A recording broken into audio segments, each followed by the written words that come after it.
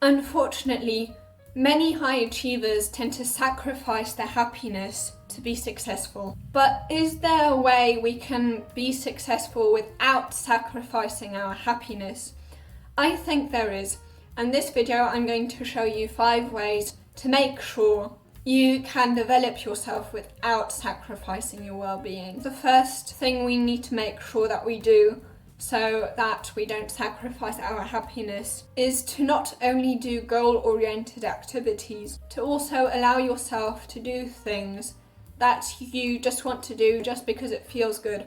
Now, by feels good, I don't necessarily mean, for example, having a lot of chocolate or so. There are these certain things that we enjoy doing and they're not bad for us, but they just don't give us a result at the end. And especially if we work hard when we're younger and think about how wonderful things are going to be once we retire, the problem with that is that once we've retired, we won't be able to enjoy life as much, even though we've got all the free time, simply because we can't be as physically active anymore. And I think this is exactly the reason why successful people neglect their relationships.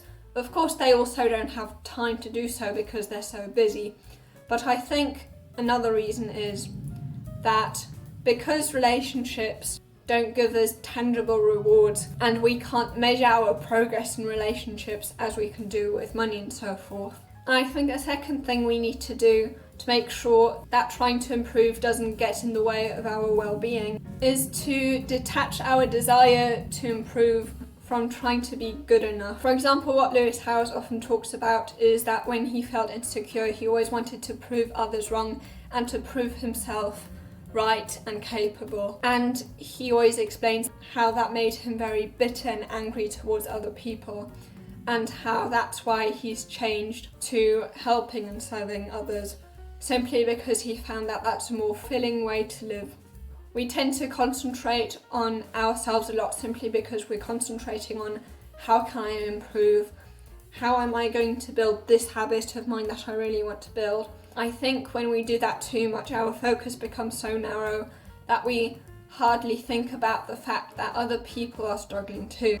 And then the fourth way would be that the reason why we are often unhappy when we try to be successful is that we feel unsatisfied until we reach our goal. Now, the problem with that is that when we get our outcomes, it's often the case that they don't feel as great as we expected them to. And also because, as Stanford neuroscientist Andrew Huberman explains, whenever you have a peak in dopamine, so basically your reward, you also have your dopamine level goes below baseline and only then does it go back to baseline again. And your dopamine levels usually always stay at baseline. So no matter how many goals you reach, you're probably always going to feel just as empty. And then the fifth one would be that people who want to be successful, many of them really can't stand failure. But I think we should, if we want to be a little happier, be okay with losing. And we also actually need to be okay with failure if we want to be successful anyway, because we want to make sure that we have a growth mindset if we want to be successful.